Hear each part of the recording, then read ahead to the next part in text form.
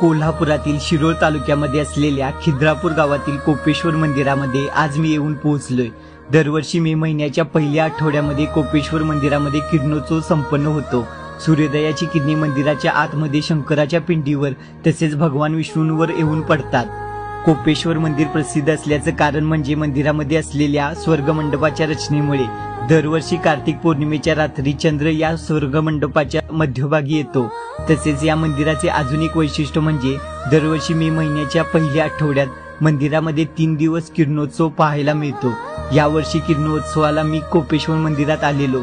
सुमारे सकाळी 6:20 सूर्याची किरणे स्वर्गमंडपामधून सभामंडपात, त्यानंतर अंतर्लक्षामधून आत गर्भगृहात असलेल्या श्री कोपेश्वर पिंडीवर तसेच श्री विष्णूंवर येऊन काही काळासाठी थांबली होती। अक्षरशः डोळ्याचं पारणं फेडणारं दृश्य होतं हे। किरणोत्सवानंतर मंदिरामध्ये पूजा आणि आरती होते। खरंच 900 वर्षांपूर्वी कृष्णा नदीकाठी बांधलेल्या कोपेश्वर मंदिराची रचना खूपच विलक्षण आहे।